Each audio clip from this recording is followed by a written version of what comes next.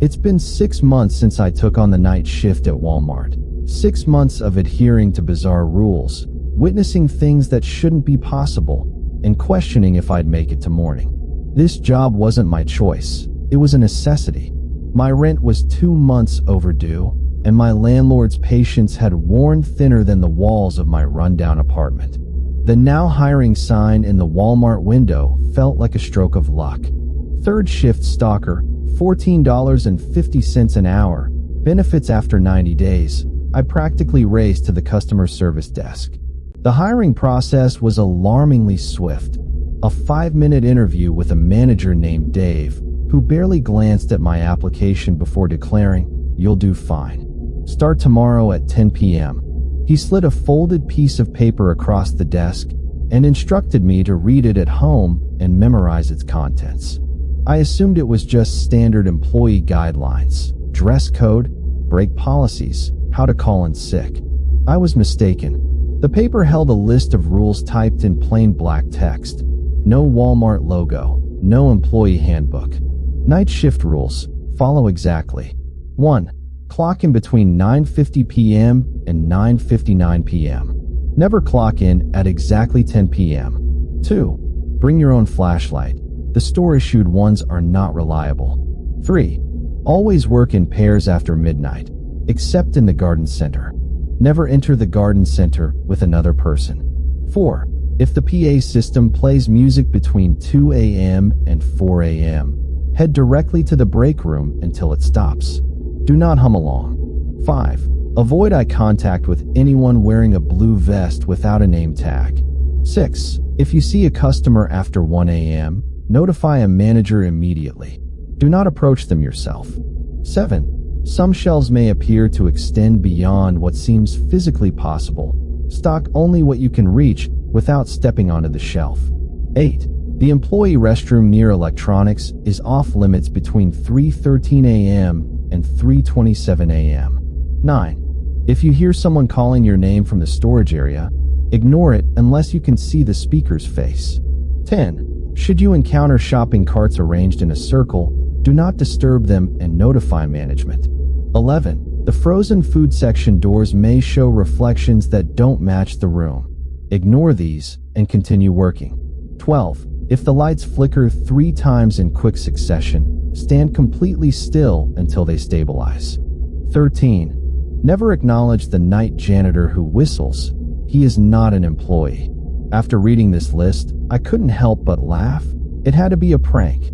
They had some strange initiation ritual for new hires, but I needed the job, so I decided to go along with it.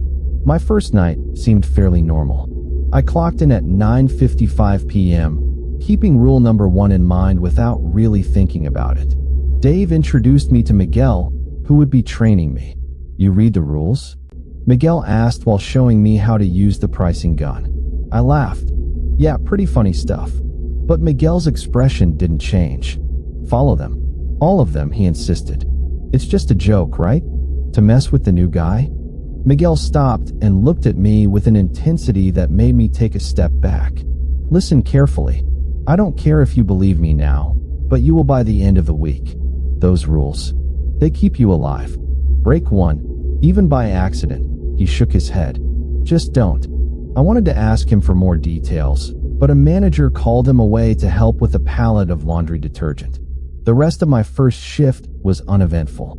I stocked shelves, broke down boxes, and tried to ignore the occasional strange noise from the ceiling.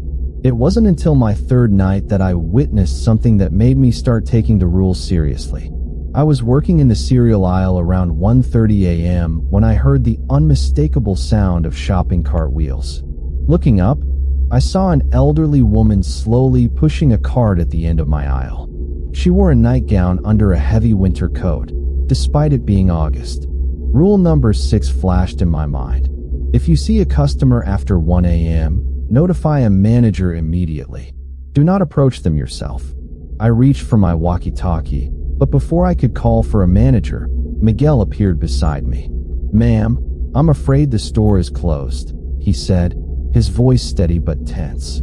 The woman turned toward us, and my blood ran cold. Her eyes were completely black, like empty sockets filled with oil, and her mouth stretched into a smile that was far too wide for her face. "I just need to pick up a few things," she said, her voice overlapping as if multiple people were speaking in imperfect harmony. "Could you help me reach the top shelf?" Miguel's hand clamped down on my arm as I instinctively took a step forward. "We're not authorized to help after hours," he stated firmly. "A manager will be with you shortly." The woman's smile widened, revealing rows of jagged teeth that looked like broken glass. What a shame. I only needed a little help. Suddenly, a sharp static burst from the overhead PA system, and the woman's head snapped up. She hissed, then pushed her cart around the corner and out of sight. Dave appeared moments later, looking grim. "You saw her?" I whispered, my heart racing. "What the hell was that?" "Someone who doesn't follow the rules," Dave replied cryptically. "Get back to work and stay with Miguel until your shift ends." After that night, I memorized every rule and followed them religiously.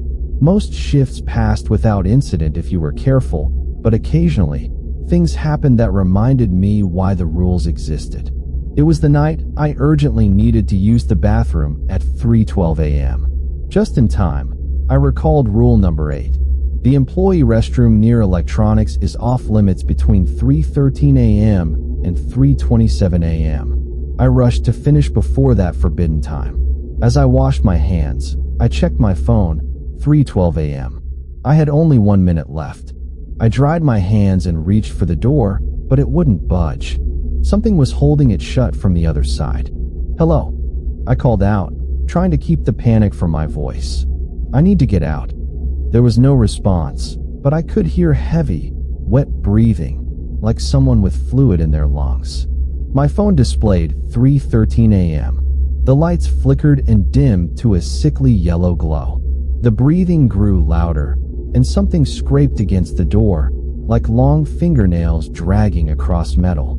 I backed into the far corner, trying not to make a sound. The temperature dropped so suddenly that I could see my breath. For 14 excruciating minutes, I stood frozen in that corner. The thing outside occasionally banged on the door hard enough to dent the metal, but it couldn't get in. At exactly 3:27 a.m., the lights returned to normal, the temperature rose, and the door swung open on its own, revealing an empty hallway. Dave was waiting outside, glancing at his watch. "You're lucky," he said quietly. "Next time, check the time before you go." I nodded, my teeth chattering too much to respond. "What happens if someone's in there during those times?" I finally managed to ask. Dave's expression darkened. "We lost 3 stalkers that way my first year as manager. We don't discuss it." Weeks passed, and I learned to navigate the strange reality of night shifts at Walmart. I discovered the consequences of violating other rules, mostly through the misfortunes of new hires who didn't take them seriously. One guy, Chris, didn't believe in bringing his own flashlight, as per rule number 2. The store issued one he used went dark while he was checking inventory in the back room. We found him the next morning, huddled in a corner, his hair completely white. He couldn't speak or tell us what he'd seen. He just kept drawing the same symbol over and over on any surface he could find. He never returned to work. Then there was Amber, who thought the music on the PA system at 3 a.m. sounded nice and decided to hum along, breaking rule number 4. The melody seemed to seep into her, changing her. She became obsessed, unable to finish sentences without breaking into that eerie tune. A week later, she walked into the garden center during daylight hours and vanished. The security cameras captured her stepping behind a display of seasonal plants, but she never came out. I became something of an enforcer of the rules, training new hires and ensuring my coworkers stayed safe. We looked out for each other. We had to. Last week, I accidentally broke a rule, not intentionally, but a moment of forgetfulness that could cost me everything. I was working late, restocking the soup aisle when the lights flickered 3 times in quick succession. Rule number 12 states that if the lights flicker 3 times, you must stand completely still until they stabilize. I remembered the rule, but as I was placing a can on the shelf, my momentum carried me forward. The can clinked against the shelf just as the light stabilized. It was a small movement, barely anything, but rules are in place for a reason. For a moment, nothing happened, and I breathed a sigh of relief, thinking I'd gotten lucky. Then I noticed the soup cans beginning to vibrate, all of them shaking up and down. The aisle rattled as the soup cans clinked together with increasing intensity. The sound of metal striking metal built to a deafening crescendo before stopping abruptly. In the sudden silence, I heard a soft thud behind me. Turning, I saw a single can of chicken noodle soup rolling slowly across the floor, coming to rest at my feet.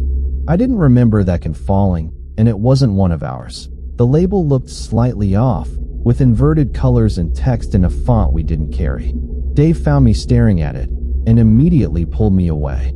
"Don't touch it," he hissed. "Don't even look at it. Go home now and call in sick tomorrow." "What? It's just a soup can," I protested. His expression was deadly serious. "It's marked you. Breaking that rule opens a door, even if just for a second. Something noticed you. Go home and check your apartment thoroughly before entering. Look for anything out of place. What if I find something?" He hesitated. "Run. Leave everything behind and start over somewhere else." I followed his advice, searching my apartment carefully before entering. Nothing seemed amiss for 3 days.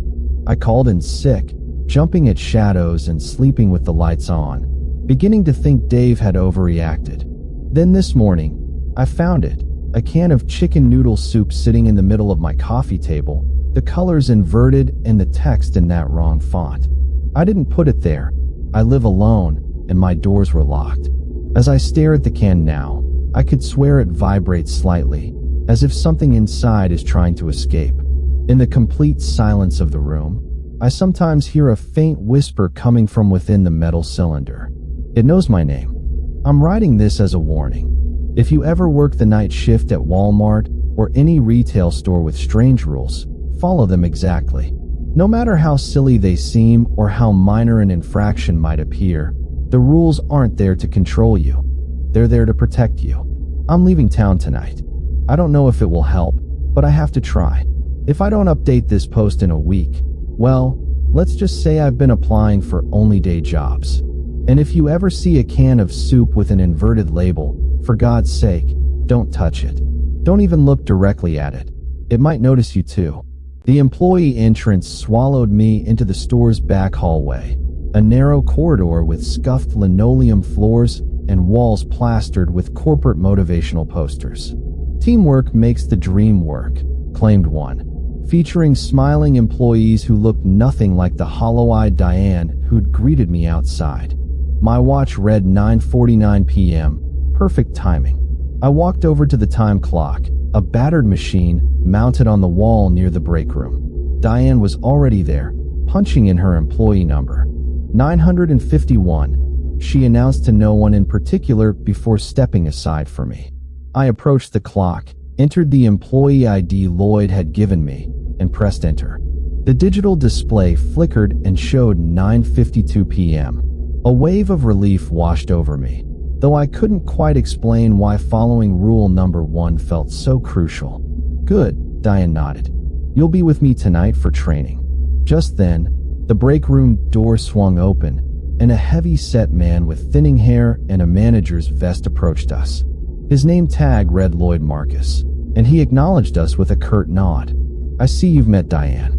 She'll show you the ropes tonight." His gaze shifted to the time clock. "Good you remembered Rule 1. I started to explain about the rules, but Lloyd raised his hand to cut me off. "Just follow them. Questions come later, if at all." He glanced at his watch. "It's almost 10. The others will be in soon." With that, he walked away, disappearing through a door marked Management Only. "Come on," Diane said, leading me through the store. The regular closing shift employees were filtering out as we made our way to the sales floor. The store wasn't officially closed yet. That wouldn't happen until 11 p.m. However, the customer count was sparse. "How long have you worked nights here?" I asked. "For years, 2 months," she answered without hesitation. Before me, they went through 6 Night Stalkers in 3 months. High turnover? Diane's laugh was dry and humorless. You could say that. We reached a line of pallets stacked with boxes. The store felt oddly quiet now, the usual daytime bustle replaced by an eerie calm, interrupted only by the persistent hum of fluorescent lights. "All right," Diane said, handing me a box cutter. "We'll start with these cereal boxes. Simple enough." I took the cutter, noticing that her left hand was missing the pinky finger. She caught me staring and flexed her maimed hand. "Rule 7, she said quietly. "Learn that one the hard way." Before I could ask what she meant, a voice crackled over the PA system. "Attention Walmart shoppers. The time is now 11 p.m. and our store is closed.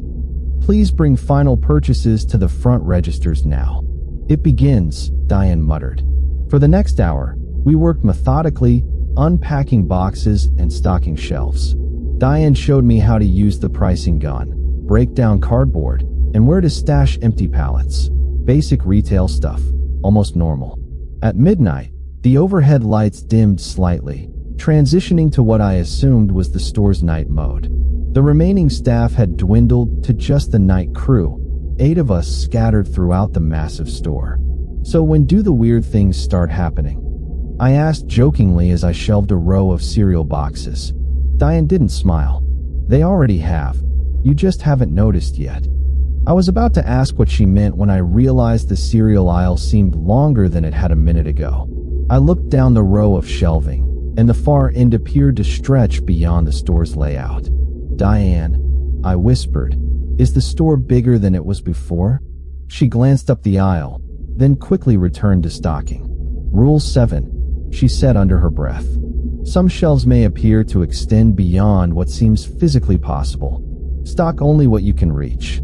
Stock only what you can reach without stepping onto the shelf." The distant end of the aisle seemed to pulse, the space warping slightly like heat rising from asphalt. Suddenly, a box of Lucky Charms slipped from my hands and clattered to the floor. "Don't stare at it," Diane hissed, grabbing my arm. "And don't, under any circumstances, walk down there right now." "But how is this possible?" My voice sounded small, even to me. "The store changes at night," she said, her eyes never leaving the shelf she was stocking. "It expands in ways that don't make sense. Don't think about it too much, just follow the rules." A hollow laugh escaped my throat. "This is insane. I can't believe any of this." Diane tightened her grip on my arm. "Believe what you want, but just follow the rules if you want to see daylight again." The conviction in her voice silenced my skepticism. We continued working, and I deliberately kept my eyes away from the distorted end of the aisle. After about 20 minutes, I risked another glance. The aisle had returned to its normal dimensions. "It's fixed," I whispered. Diane nodded. "For now." The rest of our shift in dry goods proceeded without incident, though I noticed Diane's eyes constantly scanning our surroundings. I noticed how Diane checked her watch obsessively, flinching at every unexpected sound. At 12:58 a.m., she glanced at her watch and stiffened. "Almost 1 a.m., she said.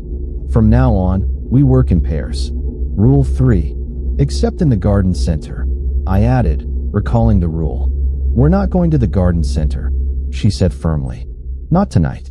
Not ever. If you're smart." "What's in the garden center?" I asked. Diane's eyes met mine, and for the first time, I saw a raw fear there. Something that prefers to meet new employees one at a time. As the digital clock on the wall ticked over to 1:01 a.m., the atmosphere in the store subtly shifted. The background hum of the refrigeration units seemed to drop, and the fluorescent lights overhead buzzed with a new intensity, like angry wasps trapped in glass jars. "Let's move to housewares," Diane said, her voice tight. "We need to finish those bedding sets." Suddenly, the distinct squeak of a shopping cart cut through the store's ambient noise. Both of us froze. "Tell me that's one of the other stalkers," I whispered. Diane shook her head almost imperceptibly, slowly reaching for her walkie-talkie. Diane breathed. "Rule 6. If you see a customer after 1 a.m., notify a manager immediately. Do not approach them yourself." We peered down the main aisle. About 50 feet away, a woman in a faded blue bathrobe pushed a shopping cart with a squeaky wheel. Her gray hair hung in limp strands around a face lined with age. From this distance, she resembled someone's grandmother, somehow wandering the store after hours. "Lloyd," Diane whispered into her walkie-talkie. "Customer in grocery near us. It's mine after hours." The radio crackled with static before Lloyd's unnaturally calm voice came through. "Stay where you are. Do not engage. I'm on my way." The woman turned her cart in our direction. Something about her movements felt off, too fluid, almost gliding, despite her apparent age. "Should we hide?" I asked, already backing away. "No," Diane warned. "Don't move. Don't run. She'll notice." "Notice what?" I stammered. "Excuse me," called the elderly woman, her voice carrying easily across the distance. "Could you help me find the canned peaches? I can't seem to locate them." Every instinct urged me to respond and help this seemingly harmless old lady. I took half a step forward before Diane's iron grip closed around my wrist. "Don't," she hissed. "Look at her eyes." I squinted, focusing on the woman's face as she approached. Her cart squeaked rhythmically with each step. She was now 20 feet away, close enough for me to see that where her eyes should have been was just smooth, unbroken skin. My breath caught in my throat. The woman tilted her head as if listening for my reaction. "I know you're there," she called. Her voice suddenly overlapped, as if multiple recordings were playing at once. "It's rude to ignore an old woman who only needs a little help." My legs trembled with the instinct to flee, but Diane's warning kept me rooted in place. The eyeless woman pushed her cart closer, now just 15 feet away. "Last chance to help," she said, her mouth stretching into a smile that was far too wide, revealing teeth that appeared to rotate slowly in her gums like carousel horses. "I'm feeling rather hungry tonight." A loud crash echoed from the far end of the store, and the woman's head snapped toward the sound. Her ear-to-ear smile vanished. Just then, Lloyd appeared behind us, carrying a metal toolbox. "Ma'am," Lloyd called out firmly, "we've closed for the night. I'm afraid I'll have to escort you out." The woman turned back toward us, her face now a mask of fury. The skin where her eyes should have been bulged outward, pulsing ominously. "This establishment used to be more accommodating," she snarled, her voice dropping to an impossibly low timbre. "There was a time when night staff knew proper manners." Lloyd stepped forward, positioning himself between us and the woman. He set the metal toolbox on the ground and flipped its latches. "By the old agreement, you have no right to be here," he stated, his voice carrying a strange, formal quality. "The night hours belong to your kind only, by invitation." The woman hissed, a sound like steam escaping a pressure valve. "The agreements change with time, little manager. Your predecessors understood this." Lloyd opened the metal box and removed something I couldn't see from my angle. "Last warning. Leave the premises and take your hunger elsewhere." For a moment, the woman stood completely still. Then, so quickly I almost missed it, her neck extended several inches, stretching unnaturally as her head thrust forward. She sniffed the air loudly, her attention seemingly focused on me. "New blood," she whispered, her voice suddenly childlike. "Fresh meat. Does he know what he signed up for?" I wondered what Lloyd was holding. I caught a glimpse of something crystalline that refracted the store's lighting into painful shards of color. The eyeless woman recoiled, and her shopping cart rolled backward without her touching it. "This isn't over," she said, her voice intensifying into a chorus of different tones. "The barriers weaken. The doors open wider each night. Your rules won't protect you forever." With that, she turned and pushed her cart rapidly toward the garden center, moving with impossible speed. Within seconds, she had vanished around a corner. Lloyd's shoulders sagged as he returned the crystal object to his metal box and secured the latches. "Is she gone?" Diane asked, finally releasing my wrist. "For tonight," Lloyd confirmed. "She can't return until tomorrow at the earliest." I struggled to find words, my mind reeling from what I had just witnessed. What? Who was that? Lloyd regarded me with tired eyes. That's why we have Rule 6. Still think these are just joke rules. My mouth felt desert dry. What would have happened if I had approached her? Diane and Lloyd exchanged looks. Remember Ted from Sporting Goods? Diane asked. Hard to forget, Lloyd replied. He responded grimly. I had to explain to corporate why we found nothing but his name tag and a shoe. My stomach lurched. You're saying that thing ate someone? Ate isn't quite the right word, Lloyd said, checking his watch. It's 1:27 a.m. We've wasted enough time. Diane, take him to Housewares like you planned. Stay together. As Lloyd walked away with his mysterious metal box, I turned to Diane. This can't be real. That woman, there has to be some kind of prank, right? Special effects or something. Diane's expression remained deadly serious. Want to know why I respect Rule 7? Why I'm missing a finger? She flexed her maimed hand. Because the things that hide in the long aisles are distant cousins to what you just saw. They're hungry too. She started walking toward Housewares, clearly expecting me to follow. You have a choice, Marcus, she called over her shoulder. Believe or don't believe, but follow the rules either way if you want to make it to morning. I glanced back at where the eyeless woman had vanished, then hurried after Diane, suddenly very aware of how many dark, quiet corners surrounded us.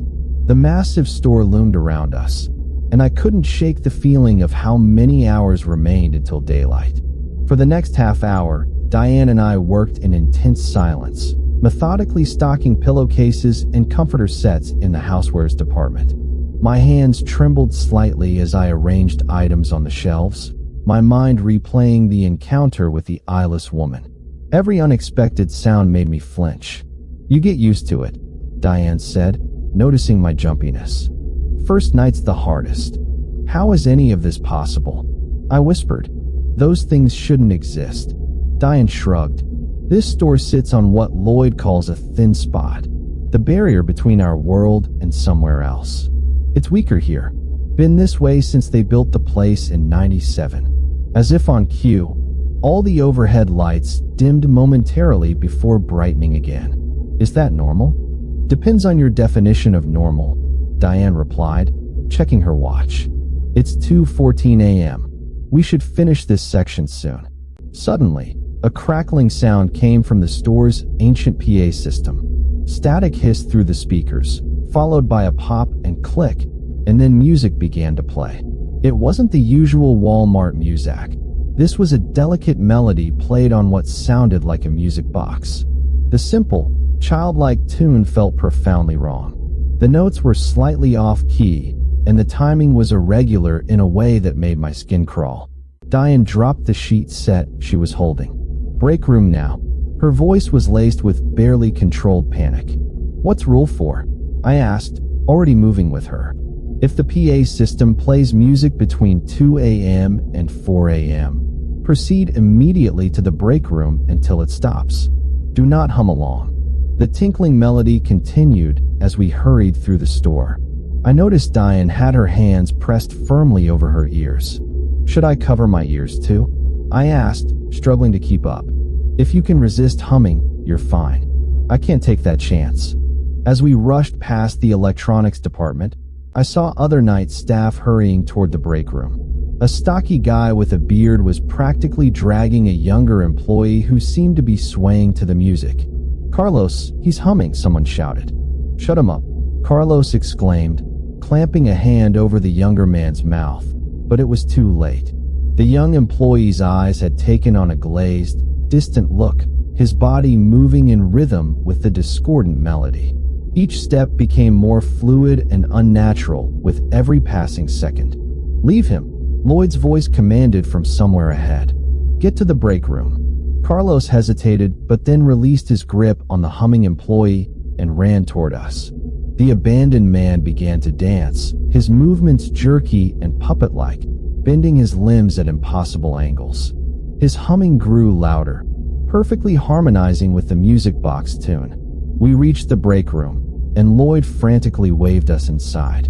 As Diane and I rushed through the door, I glanced back.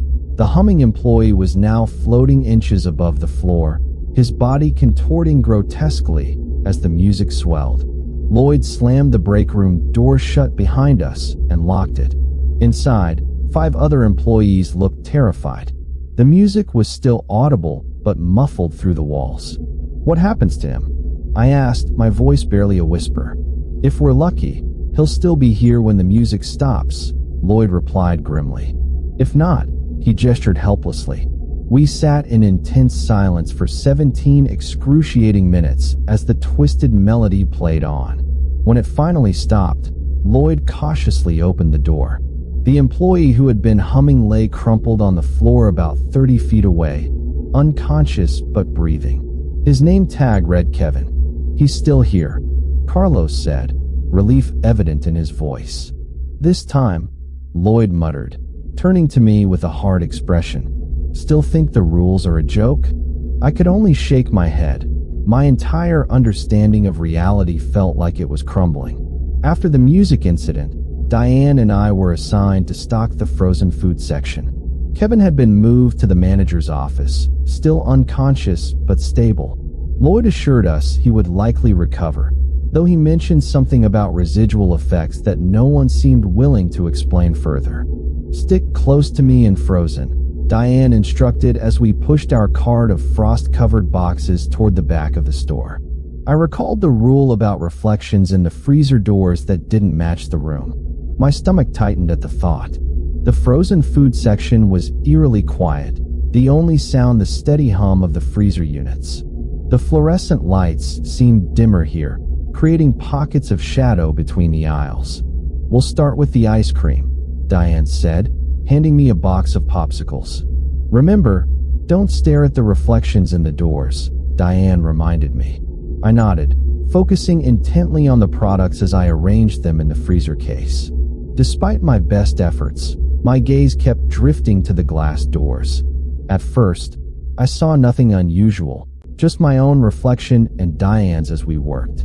Then, as I reached to place a carton of ice cream on a shelf, I noticed something odd. Although Diane stood right next to me, her reflection appeared several feet away in the freezer door, opening a completely different door than the one she was accessing. My breath caught in my throat. "Diane, don't look at it," she warned, without turning. "Whatever you see, it isn't real, or rather, it's real somewhere else."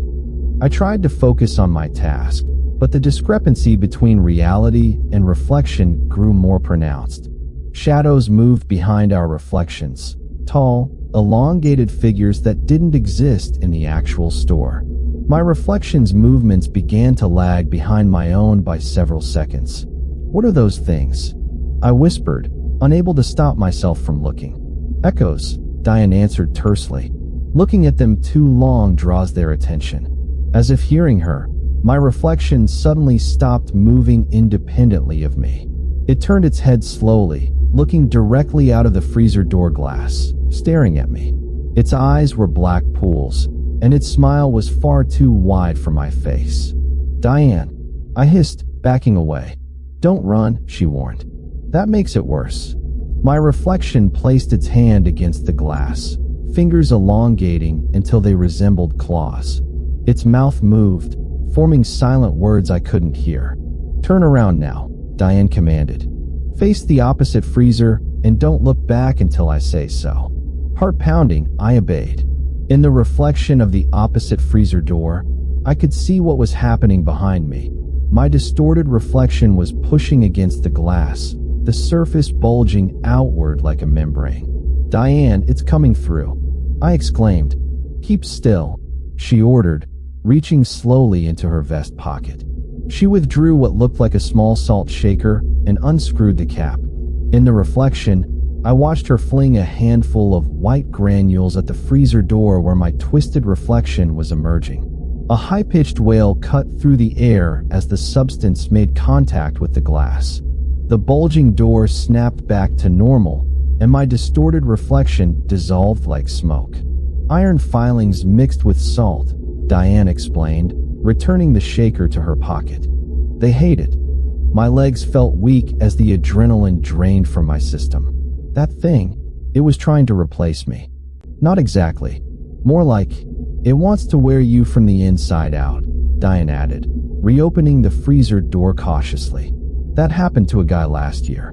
His reflection got out while he was working alone, I said, my voice barely above a whisper. Diane's face darkened. They found him 2 days later in the parking lot. He was still walking and talking, but, she shuddered. His insides were gone. Just hollow, like a suit someone was wearing. I stared at the freezer doors, now showing only normal reflections again. How do you keep working here knowing all this? Double the pay of day shift, Diane replied matter-of-factly. And Lloyd's good at keeping us alive if we follow the rules. She checked her watch. It's 3:10 a.m.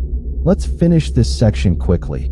It's almost bathroom time. I remembered Rule 8.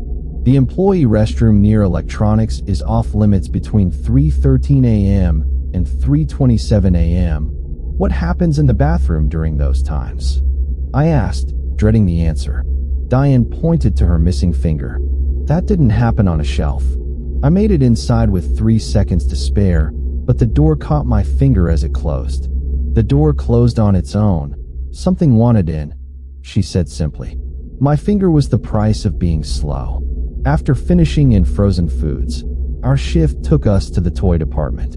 The store seemed to have settled into an uneasy quiet after the earlier incidents. Even the lights had stabilized, casting a steady, if sickly, glow over the aisles of dolls and action figures. This section's usually safe, Diane said as we unpacked boxes of board games. The things that come at night don't seem interested in toys. Small mercies. I muttered, trying to ignore how the eyes of the dolls seemed to follow our movements. It was probably just my imagination working overtime after everything I'd witnessed. As we worked, I became aware of a sound gradually growing louder, a whistled tune echoing from somewhere in the store. The melody was jaunty, almost cheerful, like someone whistling while they worked. Under normal circumstances, it would have been unremarkable, but I remembered Rule 13. Never acknowledge the night janitor who whistles. He is not an employee. Diane, I whispered, not looking up from the shelf I was stocking. I hear it, she responded, her voice tight. Keep working. Don't look for the source. The whistling grew louder, coming from the main aisle alongside the toys. Along with the tune came the squeak of wheels, like a janitor's cart being pushed slowly along the polished floor. Every instinct screamed at me to look, to see what kind of entity could cause such fear among the night staff. I forced myself to continue arranging board games, though my hands had begun to shake. The squeaking wheels stopped at the end of our aisle. The whistling continued, but now it felt stationary, and I could sense a presence watching us. It's right there, isn't it? I whispered, keeping my eyes fixed on the shelf before me. Don't look, Diane warned. Whatever you do, don't acknowledge it. The whistling changed tune, morphing into a distorted version of Pop Goes the Weasel, played at an unnaturally slow tempo. Then a voice spoke, a rasping, wet sound that hardly seemed human. Floors look a bit dirty over there, it said, the words bubbling as if spoken through liquid. Might need a mop. My skin crawled at the sound. From the corner of my eye, I caught glimpses of a figure in what might have been a gray uniform. Something about its proportions seemed off, too tall and thin to be human. Excuse me. The voice gurgled again, now closer. The floor's dirty. Don't you hear me, boy? Sweat beaded on my forehead as I fought the urge to respond or look directly at the speaker. Diane had gone completely rigid beside me, her knuckles white as she gripped a box of Monopoly. It's rude to ignore someone speaking to you. The voice boomed suddenly, all pretense of humanity gone. The sound reverberated through the store, followed by the violent rattling of the janitor's cart. I nearly jumped out of my skin, but Diane's hand shot out, gripping my wrist painfully. Don't, she hissed. For several agonizing seconds, the presence lingered at the end of our aisle. I could hear a sound like water dripping steadily onto the floor, and the air temperature plummeted until I could see my breath forming clouds before my face. Then, abruptly, the whistling resumed, and the squeaking wheels started moving again, gradually receding as whatever posed as the night janitor continued its rounds. Only when the whistling had faded completely did Diane release my wrist.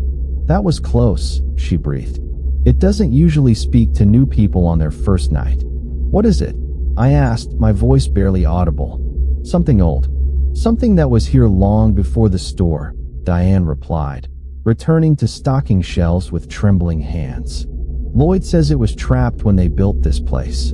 The whistling is its way of hunting." "Hunting for what?" "People who break Rule 13. She glanced at me grimly. "Last year, a new guy thought the rule was stupid. He turned around and asked the janitor for directions. They never found enough to bury. 4 hours down, 4 to go," Diane said, checking her watch as we finished in the toy department. "You're doing well for a first-timer. Most don't make it this far without breaking at least one rule." I wasn't sure if Diane's comment was a compliment or just an observation. My nerves were frayed. Every shadow felt like a potential threat. The store had transformed from a simple retail space into a living entity with malicious intent. Lloyd's voice crackled over our walkie-talkies. "Need someone in sporting goods. Inventory delivery just arrived." "We'll take it," Diane replied, already heading in that direction. "Better than electronics right now." We cut through housewares on our way to sporting goods, passing the bedding section we'd visited earlier. As we rounded the corner near seasonal items, Diane stopped so abruptly that I nearly collided with her. "Don't move," she whispered. In the open area ahead, where garden furniture would be displayed in summer, 8 shopping carts stood arranged in a perfect circle, facing inward like some bizarre metallic Stonehenge. The space inside the circle appeared darker than it should have, as if the fluorescent lights couldn't quite penetrate that area. I remembered Rule 10. Should you encounter shopping carts arranged in a circle, do not disturb them and notify management. "I'm calling," I said, my voice trembling.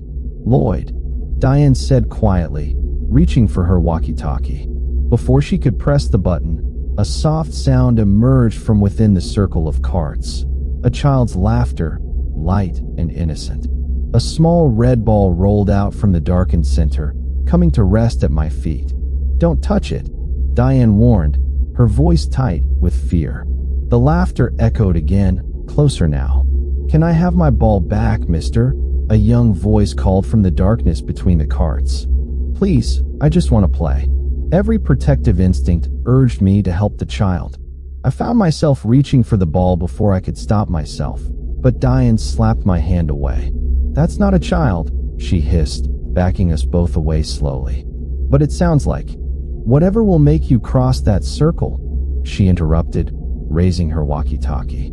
"Lloyd, we've got a cart circle in seasonal. Requesting immediate assistance."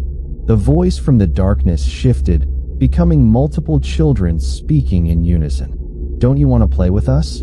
Everyone wants to play. Everyone joins the circle eventually. The shopping carts began to vibrate, rattling against the floor. The darkness within the circle deepened, pulsing like a living thing. "Please, mister," the voices called, now distorted and hungry. "Just roll the ball back. Just step inside. We're so lonely." Lloyd appeared beside us, carrying the same metal toolbox I had seen earlier. "Stand back," he ordered, opening the box and removing a handful of small river stones marked with red symbols. The circle of carts began to rotate slowly on its own, the metal grinding against the floor. The darkness inside swirled like a whirlpool, and multiple pairs of gleaming eyes blinked open within it. "Come play with us," the voices roared, all pretense of innocence gone. Lloyd started tossing the marked stones into the circle one by one, chanting something under his breath. With each stone that vanished into the darkness, the carts slowed, and the voices shrieked in what sounded like agony. The final stone caused a concussive wave that knocked us backward. When we recovered, the carts stood motionless, and the darkness between them was merely a normal shadow. "What was that?"